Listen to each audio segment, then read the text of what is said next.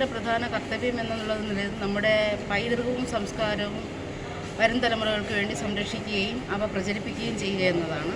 ഇത് പ്രാവർത്തികമാക്കാൻ വേണ്ടി എല്ലാ വർഷവും നവംബർ 19 മുതൽ 25 വരെ ലോക പൈതൃക വാരം ആഘോഷിക്കുന്നുണ്ട്. അപ്പോൾ നമ്മുടെ ആർട്ട് മ്യൂസിയം കുറച്ച് വർഷങ്ങളായിട്ട് ലോക പൈതൃക വാരവുമായി ബന്ധപ്പെട്ട് താൽക്കാലിക പ്രദർശനം സംഘടിപ്പിക്കുന്നുണ്ട്. ഈ വർഷം നവംബർ 19 താൽക്കാലിക പ്രദർശനത്തിന് വേണ്ടി ഞങ്ങൾ തിരഞ്ഞെടുത്തിരിക്കുന്നത് കൈകൊണ്ട് നെയ്ത തുണിത്തരങ്ങളാണ്. ഈ തുണിത്തരങ്ങളുടെ പ്രത്യേകത എന്താണെന്ന് വെച്ചാൽ 1924 ലണ്ടനിലെ വെംബ്ലി സ്റ്റേഡിയത്തിൽ വെച്ച് നടന്ന ബ്രിട്ടീഷ് എംപയർ എക്സിബിഷനിൽ പ്രദർശിപ്പിച്ച തുണിത്തരങ്ങളാണ് നമ്മൾ ഇപ്പോൾ പ്രാവശ്യം ഇവിടെ 100 വർഷങ്ങൾക്ക് ശേഷം, ഏകദേശം 100 വർഷമെന്ന് പറയുമ്പോൾ എക്സാക്ട്ലി 100 വർഷങ്ങൾക്ക് ശേഷം നമ്മളിവിടെ തിരുവനന്തപുരം ആർട്ട് മ്യൂസിയത്തിൽ പ്രദർശിപ്പിച്ചിരിക്കുന്നത്.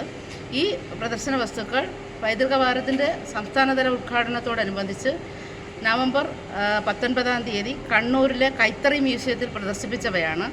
നമ്മുടെ വകുപ്പ് മന്ത്രിയായ ശ്രീ രാമചന്ദ്രൻ കടന്നപ്പള്ളി അത് ഉദ്ഘാടനം ചെയ്യുകയുണ്ടായി.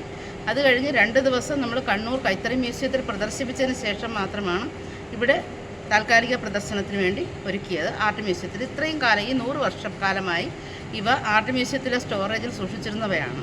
അന്നത്തെ കാലത്ത് കൈകൊണ്ട് നെയ്തവയാണ് ഇവയെല്ലാം.